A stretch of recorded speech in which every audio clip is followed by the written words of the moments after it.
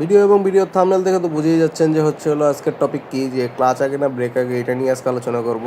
তো সেই আলোচনা করার আগে আসলে আপনাদের একটা নতুন রাস্তার সাথে পরিচয় করে দিই। আমার জন্য রাস্তা নতুন, কিন্তু এই রাস্তায় আমি বহুবার আসছি। আমি ফার্স্টে রাস্তাটা না চিনলেও এই যে সামনে বামে হলো আমাদের একটা জমি আছে, আর আমরা ডান দিকের রাস্তা দিয়ে আসতাম। এই বামে বিল্ডিংটার পিছনেই হচ্ছিল আমাদের জমিটা। আর ওই সামনে একটা ব্রিজ পড়বে ডান সাইডে, ওই ব্রিজটা দিয়ে আমি ক্যানেল পার রোডে উঠে যাব। ওইখান দিয়ে এই রাস্তাটা আর্মি করছে, এতটুকু দোকানপাট ছিল না, এই জন্য ফার্স্টে চেনা চেনা লাগতেছিল না। পরে দেখলাম পার্ক টার্ক অনেক কিছু হয়ে গেছে, অনেক উন্নত হয়ে গেছে জায়গাটা। তো এই জায়গা দিয়ে আস্তে আস্তে আসার কারণ আসলে মূল যেটা হলো, এই চতুর্থ রমজান চলতেছে, এবং চতুর্থ রমজানে সবচেয়ে প্যাথেটিক যে বিষয়টা আমার কাছে আজকে লাগতেছে যে আপনার আমি চিটাগংয়ের মতো একটা রিমোট এরিয়ায় জব করার পরও সেখানেও আমাকে বিভিন্ন গলি টলি দিয়ে ঘুরে ঘুরে যেতে হচ্ছে, কেননা রাস্তায় ট্রাফিক জ্যাম। ওই যে ডান সাইডে আপনার লাল বিল্ডিংটা দেখা যাচ্ছে, ওর পিছন সাইডেই হচ্ছিলো আমাদের জমি। আর এই পাশে বাম সাইডে আমাদের এক খালার বাসা আছে, আমার চাচাতো বোনের আপন খালার বাসা। ওই বাম সাইডেই ওনাদের জায়গা। তো যাই হোক, আমরা আসলে মূল টপিকে চলে যাই। মূল টপিকটা হলো যে ক্লাচ আগে না ব্রেক আগে। ক্লাচ আগে না ব্রেক আগের টপিকে যদি যেতে হয়, বাংলাদেশের 90 জন বা 100 জন মানুষকে আপনি জিজ্ঞেস করলে ফার্স্টে আপনাকে বলবে ক্লাচ আগে। এটা 100%, এটা আপনাকে বলবে যে ক্লাচ আগে। তো এই আপনার কনসেপ্ট থেকে বের হয়ে আসতে হবে, কেননা আপনি যদি প্র্যাকটিক্যালি রাস্তায় চালায় দেখতে যান, আপনার ক্লাচ কখনোই আগে আসে না। এটা প্র্যাকটিক্যালি দেখতে হলে আমি আপনাদের ডিসক্রিপশনে একটা লিঙ্ক শেয়ার করে দেবো। অশ্রু বিশ্বাস ভাইয়ের একটা ভিডিও আছে, উনি প্র্যাকটিক্যালি প্রমাণ করে দেখাইছে ক্লাচ আগে ধরলে না ব্রেক আগে ধরলে কোনটা হবে। আসলে এটা ডিটেলস আলোচনা করার আগে ইন্ট্রোটা দিয়ে নিই। এই everyone, this is Shamsul Arifin Piyas and welcome to my channel.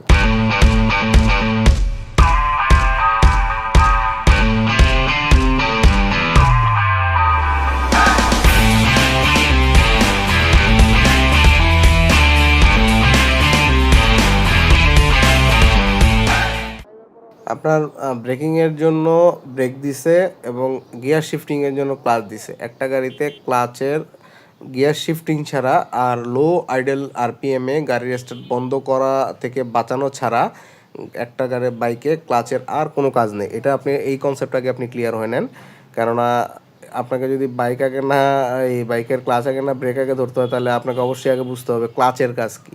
Clutch আপনার ব্রেকিংয়ে কোনো হেল্প করবে না, উল্টো আপনি যখন ক্লাচ ধরে ব্রেক করবেন, আপনি ক্লাচ ধরা মানে হলো আপনার ইঞ্জিনের পাওয়ার আপনি কাট করে দিচ্ছেন। ইঞ্জিনের পাওয়ার কাট করে দিচ্ছেন মানে আপনার সেই জায়গা থেকে হলো আপনার মাটির সাথে আপনার যে একটা কি বলে এটাকে, যে আপনি একটা আকর্ষণ ছিল যেটা, সেটা আপনার হালকা হয়ে যাবে। আপনি নর্মাল বাইক চালানোর সময় দেখবেন, যখন আপনি ক্লাচ ধরছেন স্পিডে চালানোর সময়, ক্লাচ ধরার পরে আপনার সামনের চাকাটা কিন্তু হালকা হয়ে যায়, মনে হয় যে মাটির সাথে সেই যে ঘর্ষণটা ছিল সেই ঘর্ষণটা নাই হয়ে গেছে।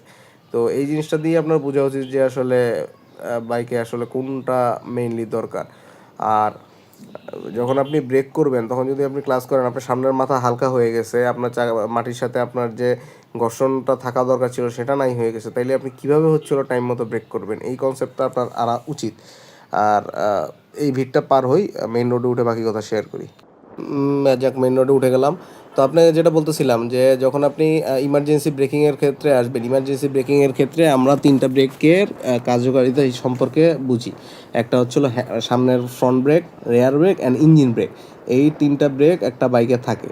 আপনি যখন ইমার্জেন্সি ব্রেক করবেন, দ্যাট মিনস আপনার গাড়ি ইমিডিয়েট থামাতে লাগবে, এবং ইমিডিয়েট থামাতে আপনাকে 3টা ব্রেকই কাজ করাতে হবে।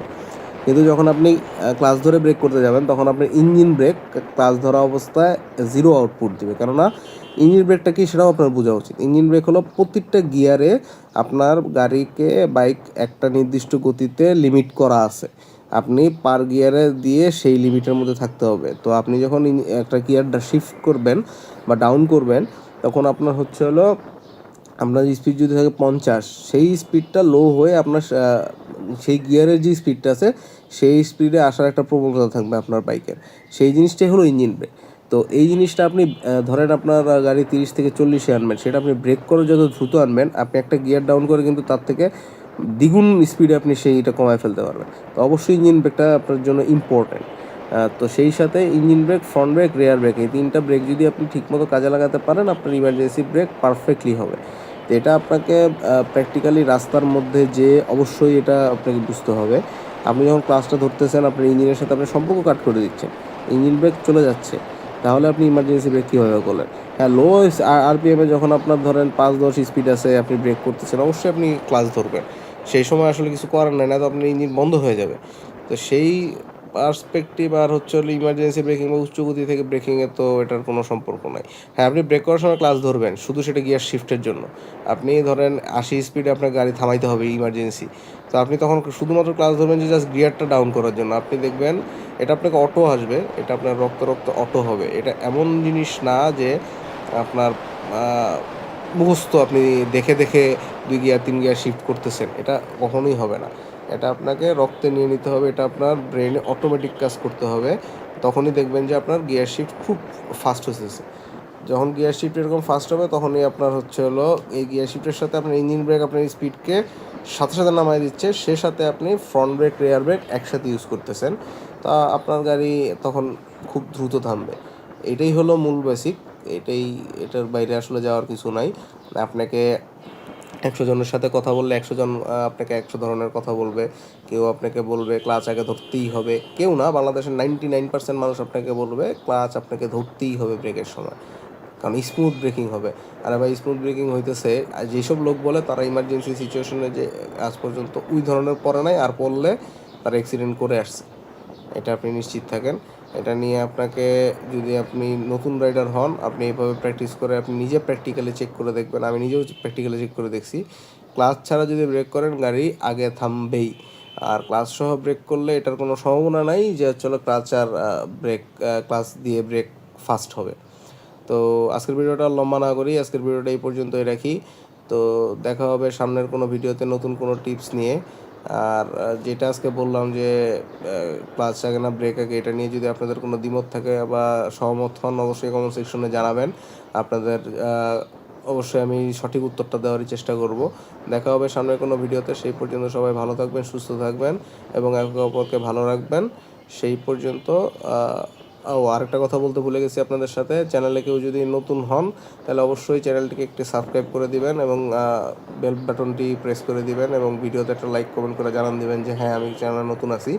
এবং আপনাদের পরবর্তী ভিডিওর ক্রাইটেরিয়া কী সেটাও আপনারা কমেন্ট বক্সে জানাতে পারেন, ইনশাল্লাহ সেটা নিয়েও ভিডিও করার ট্রাই করব। তো আজকের ভিডিওটা এই পর্যন্তই, দেখা হবে সামনে কোনো ভিডিওতে। সেই পর্যন্ত সবাই ভালো থাকবেন, সুস্থ থাকবেন। খোদা হাফেজ, সাইনিং অফ, নুব রাইডার। দেখা হবে নেক্সট ভিডিওতে।